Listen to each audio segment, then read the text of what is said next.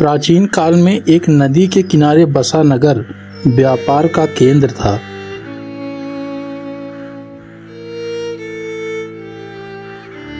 फिर आए उस नगर के बुरे दिन, जब एक वर्ष भारी वर्षा हुई। नदी ने अपना रास्ता बदल दिया।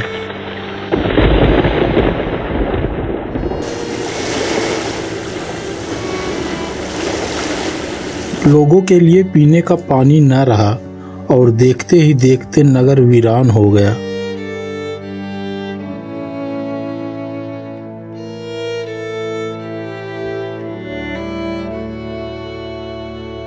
अब वह जगह केवल चूहों के लायक रह गई।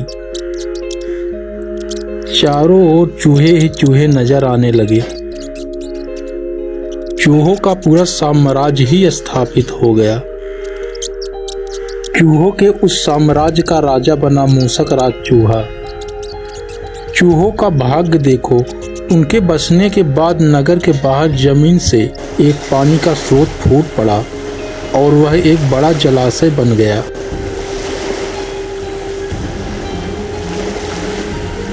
नगर से कुछ ही दूर एक घना जंगल था। जंगल में अनगिनत हाथी रहते थे। उनका राजा गजराज नाम का एक विशाल हाथी था।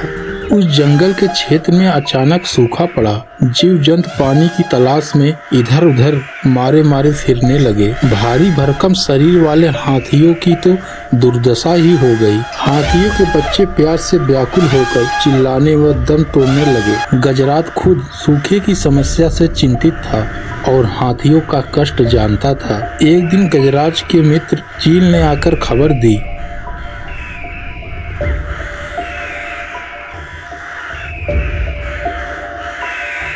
हाथी दोस्त, खंडहर बने नगर के दूसरी ओर एक जलाशय है, वहाँ सबकी प्यास बुझ जाएगी। गजराज ने सबको आदेश दिया, सुनो दोस्तों, खंडहर बने नगर के उस ओर एक बहुत बड़ा जलाशय है, चलो सब वहाँ। सैकड़ों हाथी अपनी प्यास बुझाने के लिए दौड़ते हुए चल दिए।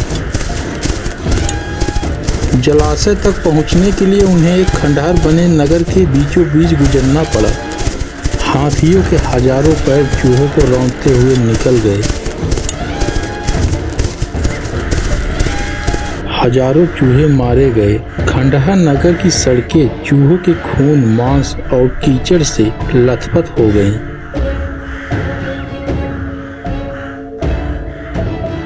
मुसीबत यहीं खत्म नहीं हुई।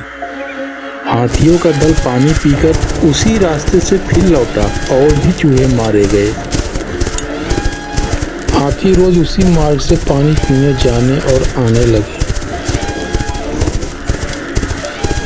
काफी सोचने विचारने के बाद मूसक राज के मंत्रियों ने कहा, महाराज, आपको ही गजराज से जाके बात करनी चाहिए, वह दयालु हाथी है। ठीक है, मैं जाता हूँ, नहीं तो हमारी सारी जातियाँ खत्म हो जाएंगी। मूसक राज हाथियों के वन में गया। एक बड़े पेड़ के नीचे गजराज खड़ा था। मूसक राज उसके सामने के बड़े पत्थर के ऊपर चढ़ा और गजराज को नमस्कार करके बोला, गजराज को मूसक राज का नमस्कार है। हे महान हाथी, मैं एक निवेदन करना चाहता हूँ। आवाज गजराज के कानों तक नहीं पहुँच पा रही थी। दयालु गजराज उसकी बात सुनने के लिए नीचे बैठ गया और अपना एक कान पत्थर पर चढ़े मूसक राज के निकट ले जाकर बोला, नन्हे मियाँ, आप कुछ कह रहे थे, कृपया फिर से कहिए। हे गजराज, मुझे चूहा कहते हैं। हम बड़ी संख्या में खंडहर बनी नगरी में रहते हैं। मैं उनका मूसक राज हूँ। आपके हाथी रोज जलाशय तक जाने के लिए नगरी के बीच से गुजरते हैं। हर बार उनके पैरों तले कुचले जाकर हजारों चूहे मर जाते हैं। यह मूसक संहार बंद ना हुआ तो हम नष्ट हो जाएंगे। गजराज ने दुख भरे स्वर से कहा, मूसक राज, आपकी बात सुनकर मुझे बहुत शोक हुआ। हमें ज्ञात ही नहीं था कि हम इतना अनर्थ कर रहे हैं। हम नया रास्ता ढूंढ लेंगे। मूसक राज कृतज्ञता भरे स्वर में बोला, गजराज, आपने मुझ जैसे छोटे जीव की बात ध्यान से सुनी, आपका धन्यवाद। गजराज, कभी हमारी जरूरत पड़े तो याद जरूर कीजिएगा। गजराज ने सोचा कि यह नन्हा जीव हमारे किसी काम क्या आएगा, तो उसने मुस्कुराकर मूसक राज को विदा किया।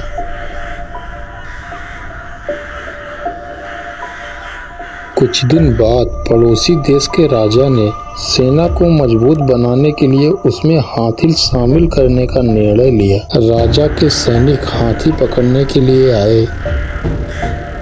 जंगल में आकर वे चुपचाप कई प्रकार के जाल बिछाकर चले जाते हैं। सैकड़ों हाथी पकड़ लिए गए।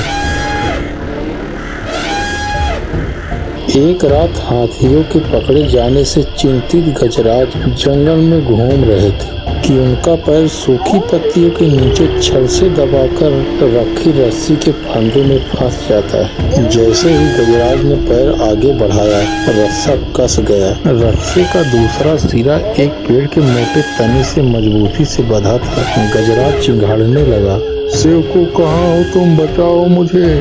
गजराज के सेवक सुन रहे थे।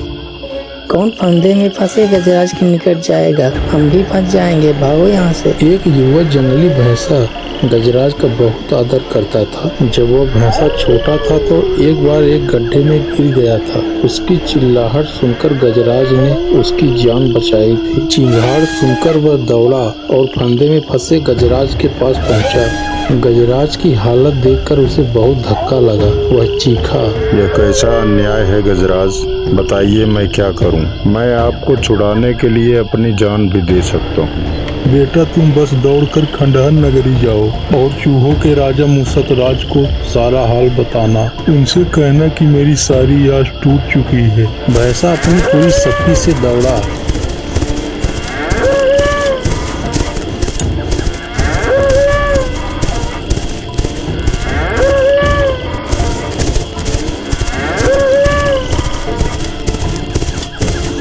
मूसक राज के पास गया और सारी बात बताई। मूसक राज तुरंत अपनी 20-30 सैनिकों के साथ भैंस की पीठ पर बैठकर वह शीघ्र ही गजराज के पास पहुंचे।